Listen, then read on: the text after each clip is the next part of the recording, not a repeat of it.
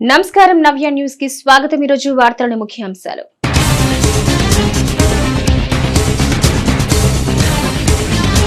ప్రజల నుంచి వచ్చే అర్జీలను అధికారులు తక్షణమే పరిష్కరించాలి। ఎద్దనపూడి గ్రామంలో జరిగిన జగనన్నకు చెబుదాం స్పందన కార్యక్రమంలో బాపట్ల జిల్లా కలెక్టర్ పి రంజిత్ బాషా।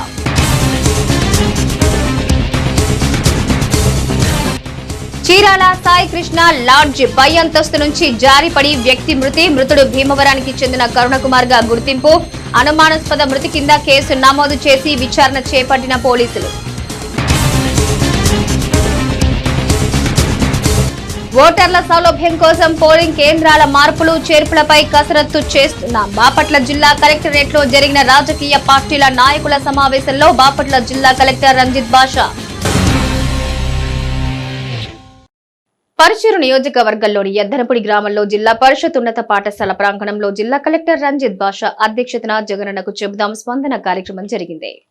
ప్రజల నుంచి వచ్చే అర్జీలను అధికారులు తక్షణమే పరిష్కరించాలని బాపట్ల జిల్లా కలెక్టర్ పి రంజిత్ బాషా తెలిపారు। పరుచూరు నియోజకవర్గంలో ఎద్దనపూడి గ్రామంలో జిల్లా పరిషత్ ఉన్నత పాఠశాల ప్రాంగణంలో జిల్లా కలెక్టర్ రంజిత్ బాషా అధ్యక్షతన జగనన్నకు చెబుదాం స్పందన కార్యక్రమం జరిగింది। సందర్భంగా జిల్లా కలెక్టర్ రంజిత్ బాషా మాట్లాడుతూ ప్రజలు క్షేమంగా ఉండాలంటే అధికారులు చిత్తశుద్దితో పనిచేయాలని చెప్పారు। అనంతరం యనమదల గ్రామాల్లో పారిశుద్ధ్య కార్యక్రమాలు మెరుగుపరచాలన్నారు। జగనన్నకు చెబుదాం స్పందన కార్యక్రమంలో 165 దరఖాస్తులు రాగా 160 పరిష్కరించడంపై అధికారులను కలెక్టర్ అభినందించారు। 9 అర్జీలు పునరావృతం కావడంపై ఆరా తీశారు।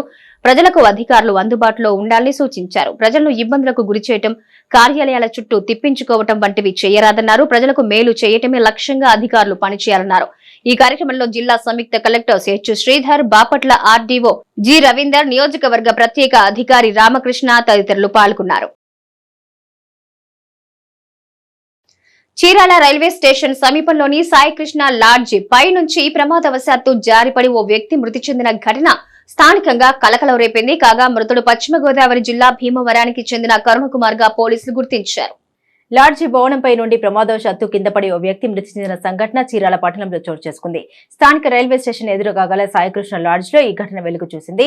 మృతుడు గోదావరి జిల్లా భీమవరంకు చెందిన కరుణకుమార్ గా గుర్తించారు।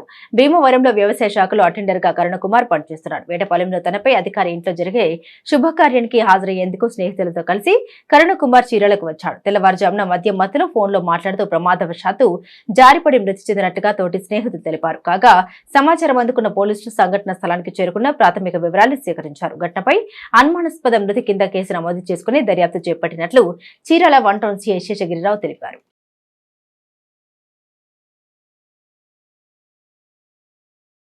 నిన్న రాత్రి భీమవరంలో చెందినటువంటి అగ్రికల్చర్ డిపార్ట్మెంట్లో పనిచేసే ముగ్గురు వ్యక్తులు వాళ్ళ అధికారి వేటపాలెంలో ఒక ఫంక్షన్ కోసం వస్తారు।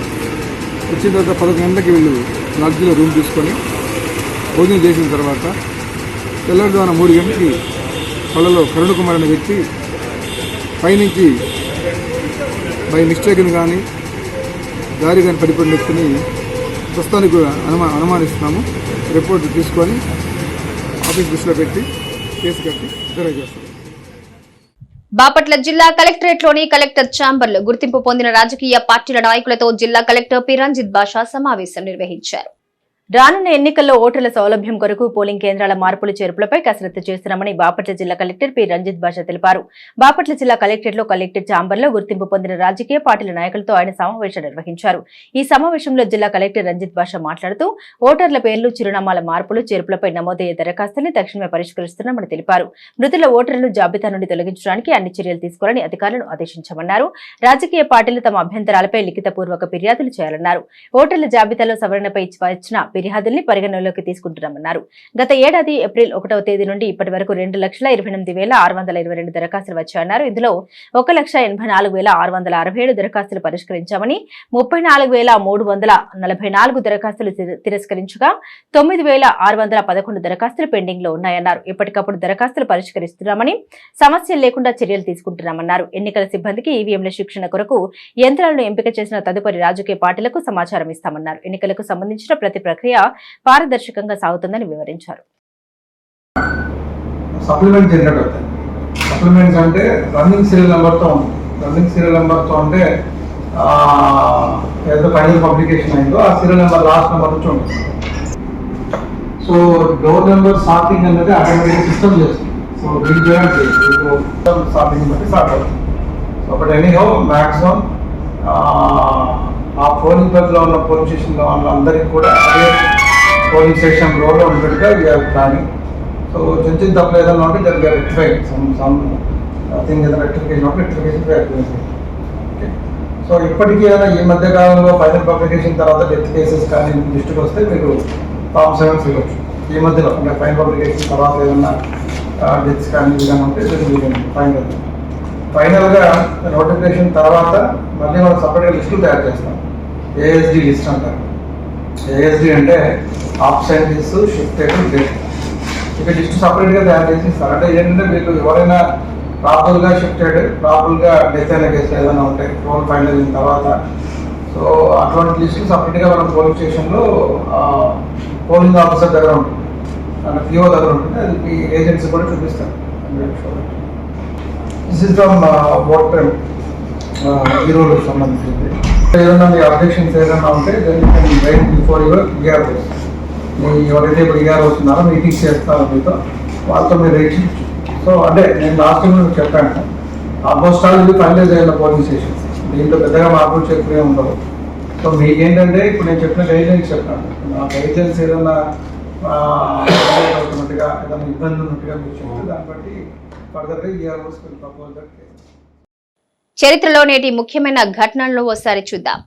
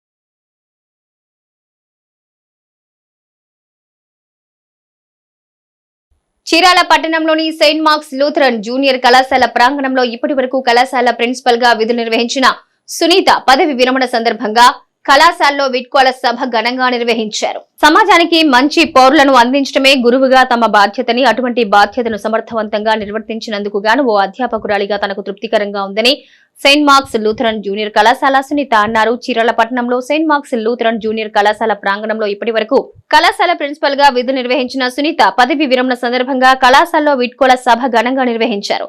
ఈ సందర్భంగా ప్రిన్సిపల్ సునీత దంపతులను పలువురు సన్మానించారు. విచ్చేసిన అతిథులు మాట్లాడుతూ విద్యార్థులకు జన్మనిచ్చేది తల్లిదండ్రులైతే వారిని సన్మార్గంలో నడిపే గురువులేనన్నారు. అటువంటి గురువులు సమాజానికి మార్గదర్శకులని గుర్తు చేశారు. ఈ కార్యక్రమంలో డాక్టర్ బాబురావు, సుభాషిణి, జయశీలరావు, ఎజ్రా, పురుషోత్తం, వెంకటేశ్వరరెడ్డి, పాస్టర్లు, కళాశాల లెక్చరర్లు, విద్యార్థులు పాల్గొన్నారు.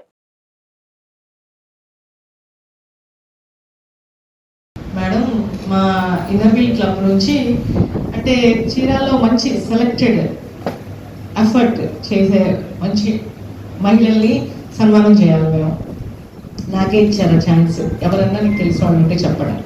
నాకు ఈ కాలేజీలో మేడం గుర్తొచ్చారు. నేను చాలాసార్లు కాల్ చేశాను మేడంకి, నా కాల్ లేపమ్మా, నేను రాలేనమ్మా, నైట్ అమ్మా, నేను రాలేనమ్మా. నాకు చాలా బాధ అనిపించింది. అంటే నేను అప్పటికి అన్నాను కారు పంపిస్తానండి అన్నా, కానీ రాలేదు. మేము ఈ మంత్ నెక్స్ట్ వీక్ చేస్తున్నాం మేడం, మళ్ళీ ఉమెన్స్ డే, మళ్ళీ 1 year అయింది. ఈసారి తప్పకుండా రావాలి. కొంచెం ఎర్లీగానే స్టార్ట్ చేస్తాం. మీరు రాకపోయినా మిమ్మల్ని తీసుకుని వెళ్తాం. అదండి. Next retirement. ప్రతిరోజు ఆమె స్టూడెంట్స్తో మాట్లాడటం, మరి వాళ్ళకి కావాల్సిన సలహాలు ఇవ్వడం, మరి స్టాఫ్తో కోఆర్డినేట్ చేయటం, మరి రేపటి నుంచి మరి మేడం గారికి అదే కనపడదు, అంతా బ్లాంక్ అయిపోతాం. ముఖ్యంగా టీచింగ్ ప్రొఫెషన్ ఉన్న వాళ్ళకి కానీ, లేకపోతే డాక్టర్ ప్రొఫెషన్ ఉన్న వాళ్ళకి కానీ ఒక్కసారి ఈ ప్రొఫెషన్ బయటకు వెళ్ళిన తర్వాత చాలా డిసప్పాయింట్మెంట్ కనిపిస్తూ ఉంటుంది. మరి మేడం గారు తన కెరీర్లో మరి అనేక మంది స్టూడెంట్స్కి మంచి మంచి సలహాలు ఇచ్చి మంచి పొజిషన్కి అందించి ఉంటారు. ముఖ్యంగా ఇంగ్లీష్ సబ్జెక్ట్ చెప్తాం అనేది చాలా మంచి ఆర్ట్, ఎందుకంటే మనందరం కూడా రూరల్ బ్యాక్గ్రౌండ్ వచ్చిన వాళ్ళు, ఇంగ్లీష్ అంటే చాలా భయం మనకి, తర్వాత అందులో ఎక్కువ మంది ఫెయిల్ అవుతూ ఉంటారు. మరి అలాంటి సబ్జెక్ట్ తీసుకొని మరి అందరికి అర్థమయ్యే రీతిలో బోధించి దాంట్లో మరి మంచి రిజల్ట్ సాధించిన సునీత మేడం గారికి మరొకసారి అభినందన తెలియజేస్తున్నాం. మరి మేడం గారు ప్రిన్సిపాల్గా ఉండి ఈ కాలేజీకి మరి మంచి పొజిషన్ తీసుకురాగలిగారు. ఇందాక చెప్పారు కదా, ఒక మూతపడే స్టేజ్ నుంచి ఇప్పుడు దాదాపు ఒక 100 మంది స్టూడెంట్స్ వచ్చే స్టేజ్కి కాలేజీ వచ్చింది.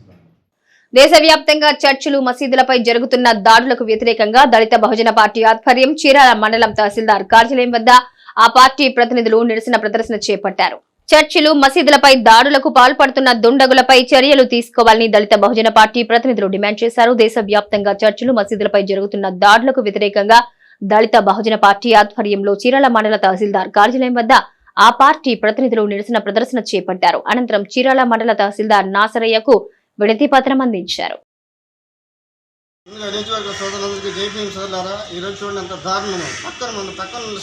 పక్క స్టేట్ తెలంగాణలో పవిత్రమైన చర్చి అంటే చూసి యావత్ ప్రపంచంలో చర్చిలో ఉండే పవిత్రమైన చర్చి మీద దాడి చేసి అంత దారుణంగా ఈ రోజున భారతదేశం అంటే చూడండి, భారతదేశం అందరూ స్వరమత సమ్మేళనం చేసి మన భారతదేశం అంటే 140 కోట్ల మంది సోదరులు మనమంతా ఒకటే సారే జాతి అచ్చా హిందూ సీత హమారా అని. కానీ ఈ మతోన్మాదులు ఎక్కడ చూసినా చర్చిల మీద దాడులు చేస్తున్నారు, మసీదుల మీద దాడులు, మసీదులు కూలగొడుతున్నారు. చూసారా ఉత్తరప్రదేశ్లో మన వారణాసిలో జ్ఞానవిషయం మసీదు పాల్గొట్టారు, ఇంకో మసీదు పాల్గొట్టారు. ఎక్కడ చూసినా శివాలయం ఉందంటారు, దేవుడి పేరు చెప్పి మసీదులన్నీ కూడా కొడుతున్నారు. అంత దారుణ సోదరులు. లాస్ట్కి ఆగ్రాలో తాజ్మహల్ కూడా దాని కింద.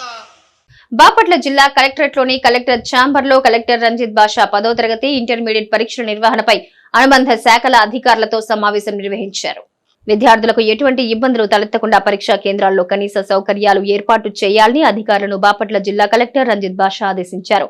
బాపట్ల జిల్లా కలెక్టరేట్లోని కలెక్టర్ ఛాంబర్లో కలెక్టర్ రంజిత్ బాషా 10వ తరగతి ఇంటర్మీడియట్ పరీక్షల నిర్వహణపై అనుబంధ శాఖల అధికారులతో సమావేశం నిర్వహించారు. ఈ సందర్భంగా కలెక్టర్ రంజిత్ బాషా మాట్లాడుతూ పరీక్షా కేంద్రాల వద్ద పోలీసు బందోబస్తు, సీసీ కెమెరాలు ఏర్పాటు చేయాలన్నారు. పరీక్షా కేంద్రాల్లోకి ఎలక్ట్రానిక్ డివైస్, ఫోన్, వాచ్ల వంటి పరికరాలు ఏవీ అనుమతించరాదన్నారు. పరీక్షకు హాజరయ్యే విద్యార్థులు హాల్ టికెట్ చూపితే ఉచిత ప్రయాణ సౌకర్యం కల్పించాలన్నారు. ఆర్టీసీ బస్సులు సకాలంలో నడపాలన్నారు. మొబైల్ పోలీసు వాహనాలు ఆయా కేంద్రాల వద్ద పర్యవేక్షించేలా చూడాలన్నారు. సిట్టింగ్ స్క్వాడ్, ఫ్లయింగ్ స్క్వాడ్లను నియమించాలన్నారు. పరీక్షలు ముగిసే వరకు విద్యుత్ అంతరాయం లేకుండా చూడాలని, ప్రాథమిక వైద్య కిట్లు సిద్ధం చేసుకోవాలన్నారు. 144 సెక్షన్ అమలు చేయాలని, జిరాక్స్ సెంటర్లు మూత వేయించాలని ఆదేశించారు. పరీక్షలకు ముందు ప్రశ్నాపత్రాలు స్ట్రాంగ్ రూమ్ లో ఉంచాలని, పరీక్షలు ముగిసిన తదుపరి ప్రశ్నాపత్రాలను భద్రపరచాలన్నారు. స్పాట్ వాల్యుయేషన్ సెంటర్లు జిల్లా కేంద్రాల్లోనే ఏర్పాటు చేసుకోవాలన్నారు. పరీక్షల నిర్వహణలో ఎలాంటి అవాంఛనీయ సంఘటనలు జరగకుండా చర్యలు తీసుకోవాలని అధికారులను ఆదేశించారు. నేటి తిరుమల తిరుపతి సమాచారాన్ని ఒకసారి పరిశీలిద్దాం.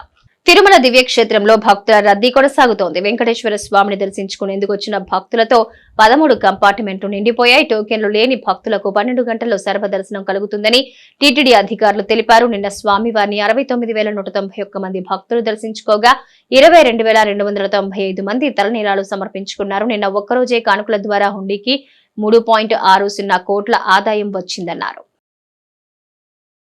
సామాజిక న్యాయ దినోత్సవాన్ని పురస్కరించుకుని చీరాల పట్టణంలోని సాంఘిక సంక్షేమ శాఖ బాలికల వసతి గృహ సముదాయంలో విద్యార్థులకు అవగాహన సదస్సు నిర్వహించారు. సదస్సుకు Chirala senior civil judge Sudha పాల్గొని విద్యార్థులకు చట్టాలపై అవగాహన కల్పించారు.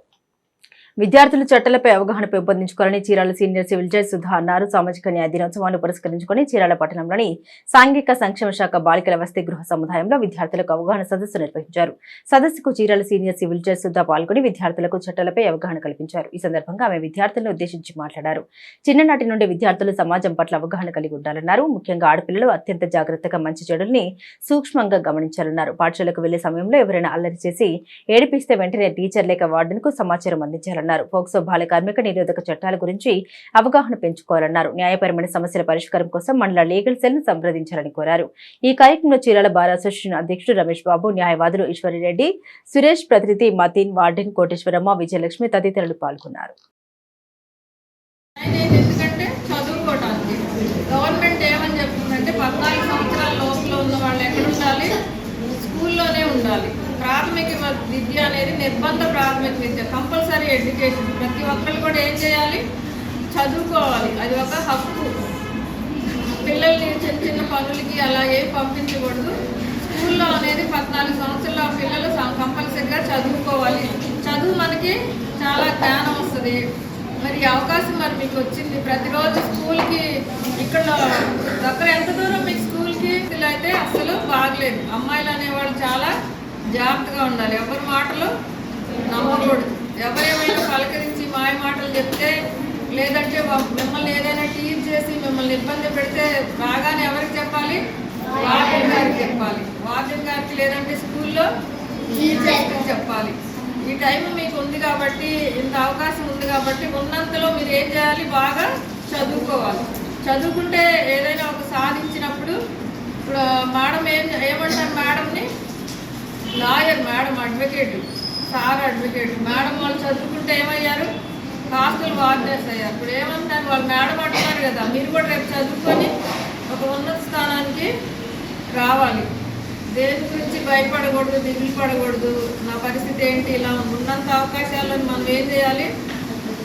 ఉపయోగించుకోవాలి. మనం అవకాశాలని మాట్లాడద్దుగా చదువుకోవాలి. చదువుకోకుండా చిన్నపిల్లలు ఇంటి దగ్గర టైం వేస్ట్ చేసుకోకూడదు. అని తల్లిదండ్రుల ఆర్థిక పరిస్థితిని బట్టి చదువుకోకుండా.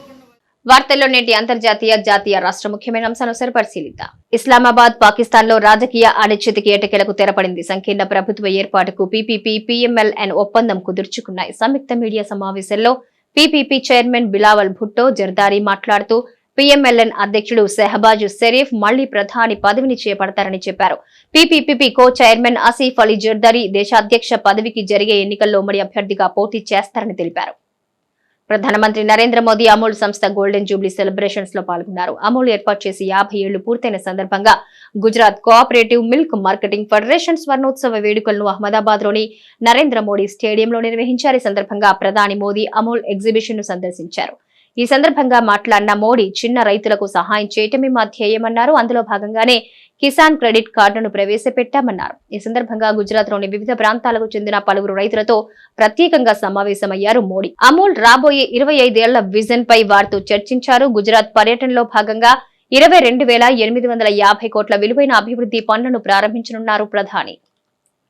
ఆంధ్రప్రదేశ్ రాష్ట్రంలో ఇంటర్మీడియట్ వార్షిక పరీక్షల నిర్వహణకు ఇంటర్ బోర్డు సర్వం సిద్ధం చేసింది. ఫిబ్రవరి 5 నుంచి ప్రారంభమైన ప్రాక్టికల్స్ పరీక్షలు మంగళవారం ముగిశాయి. దీంతో అధికారులు రాత పరీక్షలపై దృష్టి సారించారు. మార్చి 1 నుంచి 20 వరకు నిర్వహించనున్న ఇంటర్ వార్షిక పరీక్షలు జరగనున్న సంగతి తెలిసిందే. ఈ పరీక్షల హాల్ టికెట్లు ఆ రోజు నుంచి జారీ చేయనుంది. ఈ ఏడాది రాష్ట్ర వ్యాప్తంగా 1559 పరీక్షా సెంటర్లను ఏర్పాటు చేసింది. ఇప్పటికే ఆయా పరీక్షా కేంద్రాల్లో అన్ని గదుల్లో అధికారులు సీసీ కెమెరాలు అమర్చారు. పరీక్షకు హాజరయ్యే విద్యార్థుల హాజరును ఆన్లైన్ ద్వారా తీసుకోనున్నారు. అలాగే పరీక్షా పేపర్లకు క్యూఆర్ కోడ్ కూడా ఏర్పాటు చేస్తున్నారు. పేపర్ను ఎక్కడ ఫోటో తీసినా, స్కాన్ చేసినా వెంటనే వివరాలు తెలిసిపోయేలా చర్యలు తీసుకున్నారు.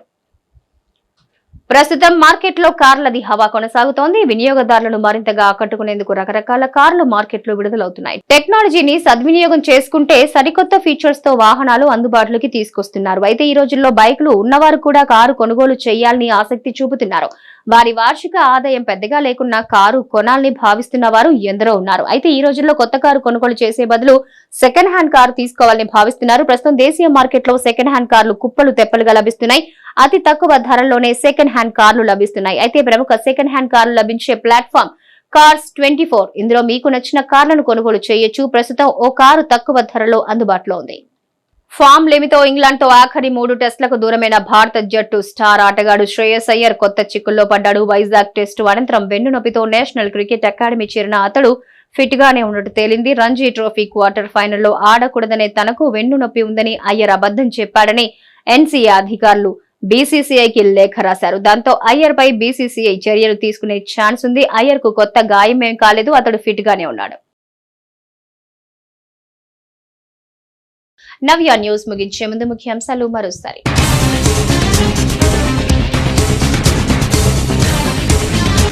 ప్రజల నుంచి వచ్చే అర్జీలను అధికారులు తక్షణమే పరిష్కరించాలి. ఎద్దనపూడి గ్రామంలో జరిగిన జగనన్నకు చెబుదాం స్పందన కార్యక్రమంలో బాపట్ల జిల్లా కలెక్టర్ పి రంజిత్ బాషా.